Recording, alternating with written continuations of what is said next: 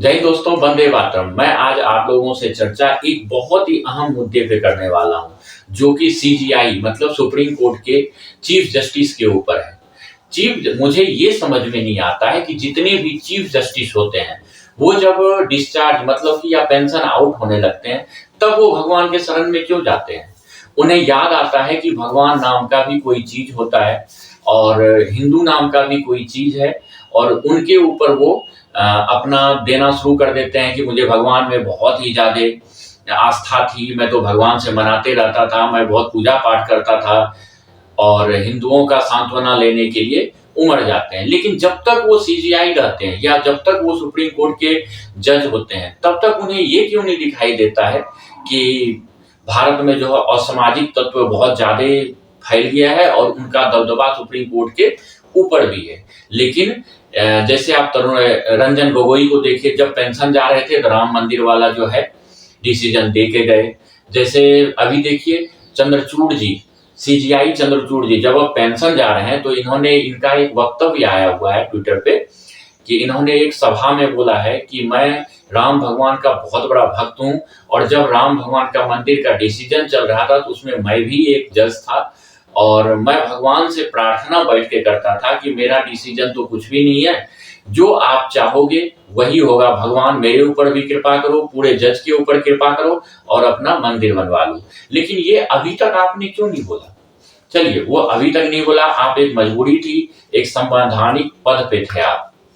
लेकिन आपका जो रवैया था, मैं आपके ऊपर दोष नहीं दे रहा हूं, हो सकता है कोई मजबूरी हो। सुप्रीम कोर्ट का जज का जो है एक रवैया होता है कि जब तक ये चीफ जस्टिस हैं, जो कि कांग्रेस के कुछ सांसद हैं जो मंत्री रह चुके हैं, और जैसे चिदम्बरम ले लीजिए, इन लोगों के बहकावे में आके रात में 12 बजे 1 बजे कोर्ट को खोल के डिसीजन देते हैं। ये तुरंत उनके बहकावे में आके तुरंत डिसीजन देते हैं और कोई भी फैसला को रुकवा देते हैं केंद्र सरकार के।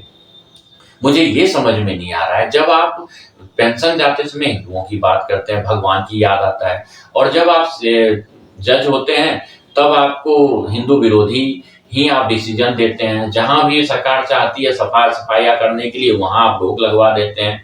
मतलब जो कांग्रेस का मानसिकता विदेशी मानसिकता है, उसके चक्कर में आप उन्हीं के वकील के द्वारा एक दबाव में आके रात में आप खुलवाते हैं मतलब न्यायालय को, और एक डिसीजन देते हैं जो कि बहुत ही जिसका मजाक उड़ जाता है। वहीं कम से कम करोड़ों केस लंबित है और उसमें गरीब फंसे हुए हैं जिसके पास की पैसा नहीं है, जो कि बड़े बड़े वकील हायर नहीं कर सकते हैं।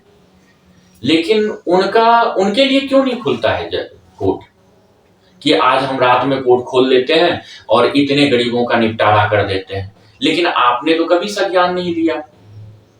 जब गरीबों की बात होती है, कांग्रेस के कुछ एमएलए एमपी आपके पास वकील के रूप में आते हैं और उन पे आप संज्ञान ले लेते हैं। कुछ ऐसे डिसीजन होते हैं जिसमें कि आप संज्ञान ले लेते हैं, लेकिन गरीबों को कोई नहीं देखता। आज के अंदर जिसके पास पैसा है, पावर है, उसका सब कुछ है, और जिसके पास पैसा और पावर नहीं है, उसके पास कुछ भी नहीं है। उसके लिए न्यायालय, उसको अगर आज जेल जाना है, जबकि वो बेचारा कुछ भी कहीं भी आरोपित नहीं है, और आज के बाद कल से सुप्रीम कोर्ट में छुट्टी हो जाएगा, 45 दिन का, 50 दिन का, 30 दिन का, और वो बेचारा 30 दिन तक, 40 दिन, 50 दिन तक जेल में रहेगा। उसके बाद उसकी सुनवाई होगी या ना होगी, या उस बीच में कोई बड़े नेता कूद तो नहीं जाएंगे, या चिदम्बरम जैसे जो वकील हैं वो अपना डेट तो नहीं ले लेगा, अगला 1 साल के लिए गरीब का बढ़ तो नहीं जाएगा सुनवाई। तो जब तक सुनवाई बढ़ता रहेगा तब तक वो जेल में ही रहेगा, और इधर जो मलाई वाले आदमी सब हैं उसका सुनवाई होते रहेगा।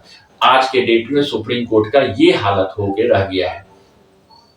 मैं जो बोल रहा हूँ सोशल मीडिया और कुछ न्यूज चैनल के वक्तव्य के हिसाब से मैं ऐसा बोल रहा हूँ। नाम किसी को ठेस पहुंचाने का आपको मेरा कोई उद्देश्य नहीं है, लेकिन कभी कभी हमें नाराजगी होती है कि सुप्रीम कोर्ट जो है गरीब के जस्ट विपरीत जाता है, हिंदू समर्थक के जस्ट विपरीत जाता है। जहां पे योगी जी हो, मोदी जी हो, या कोई अच्छे नेता हो, साउथ के नेता हो, कहीं के भी नेता हो, वो जब अच्छा काम करने वाला होता है उस पर आप स्टे लगा देते हैं। क्यों? एक बड़े बड़े वकील पहुंच जाते हैं।